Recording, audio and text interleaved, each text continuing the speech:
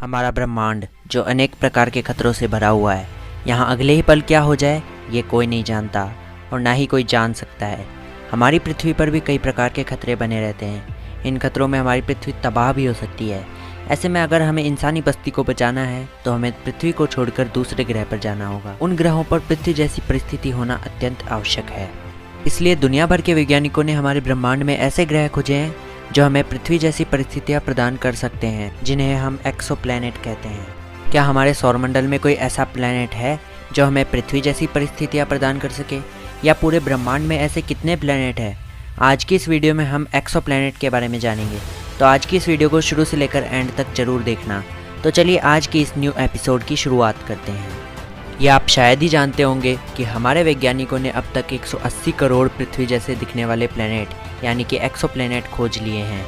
इनमें से 30 प्लैनेट तो ऐसे हैं जो अपने सूरज के हैबिटेबल जोन में मौजूद हैं, और अगर हम किसी दूसरे प्लैनेट पर जाने की टेक्नोलॉजी को विकसित कर ले तो ये प्लैनेट्स हमारे फ्यूचर होम बन सकते हैं। सबसे पहले हम हमारे सौरमंडल के सबसे करीब वाले एक्सोप्लैनेट के बारे में जानेंगे, जिसका नाम है प्रोक्सिमा बी, जो प्रोक्सिमा सेंटोरी नामक स्टार को ऑर्बिट करता है। ये एक्सोप्लैनेट केवल 4.2 लाइट ईयर्स दूर है। इस प्लैनेट को अगस्त 2016 में डिस्कवर किया गया था। यह प्लैनेट हमारी अर्थ से 1.3 टाइम्स बड़ा है। इसके साथ ही ये अर्थ की तरह अपने स्टार के हैबिटेबल जोन में आता है।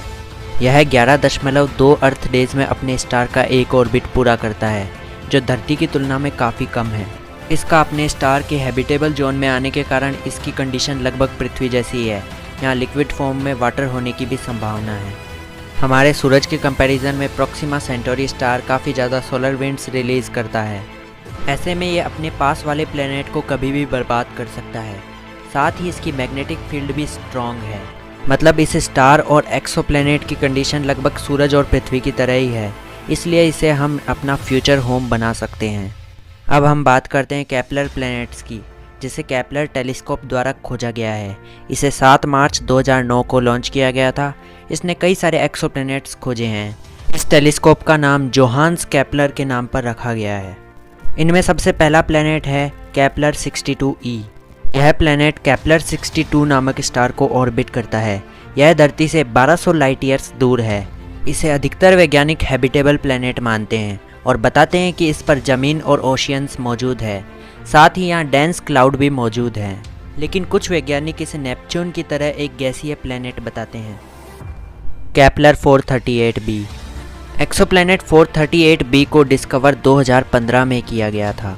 यह प्लैनेट हमारी पृथ्वी से 470 लाइट ईयर्स दूर है और ये सबसे ज़्यादा धरती की तरह लगने वाला एक्सोप्लैनेट है, क्योंकि इसकी अर्थ सिमिलरिटी इंडेक्स यानी कि ESI 88% धरती की तरह है, जिससे यहाँ जीवन पनप सकता है। यह धरती के कंपैरिजन में 12% बड़ा है। इस पर 40% ज़्यादा लाइट आती है। फिर भी यहाँ पर जीवन जीने के लिए कुछ क्वालिटी कम है, क्योंकि इसके पास वाला स्टार सूरज से 10 गुना ज़्यादा गर्मी प्रोड्यूस करता है। अगर इस पर मैग्नेटिक फील्ड भी है तो ये हमारा फ्यूचर होम बन सकता है। Kepler 452b। इसे जुलाई 2015 में डिस्कवर किया गया था। इसे सुपर अर्थ के नाम से भी जाना जाता है। यह अर्थ से 5 गुना बड़ा है और ये एक ऑर्बिट को 385 अर्थ डेज में पूरा करता है। इस प्लैनेट की ग्रेविटी धरती की तुलना में दुगनी है। इस प्लैनेट को अपने स्टार से एनर्जी भी ज़्यादा मिलती है, जिसके कारण इसका टेम्परेचर ज़्यादा है, और यह प्लैनेट 45,000 लाइट ईयर्स दूर है। Kepler 186f। इसे अप्रैल 2014 में डिस्कवर किया गया था। यह धरती से 10% बड़ा है और अपने स्टार के हैबिटेबल जोन में है। यह हमसे 500 लाइट ईयर्स दूर है और इसका एक ऑर्बिट 130 दिन में पूरा होता है। इसे धरती की तुलना में 33% सनलाइट मिलती है, जिसके कारण इसका सुबह का समय शाम के समय के जैसा होता है। यह धरती से काफ़ी धीरे घूमता है, इसलिए इसका एक दिन 24 घंटों का नहीं बल्कि कई हफ्तों का हो सकता है। साथ ही यह टाइडली लॉक्ड भी हो सकता है, मतलब इसका एक पोर्शन हमेशा सूरज की तरफ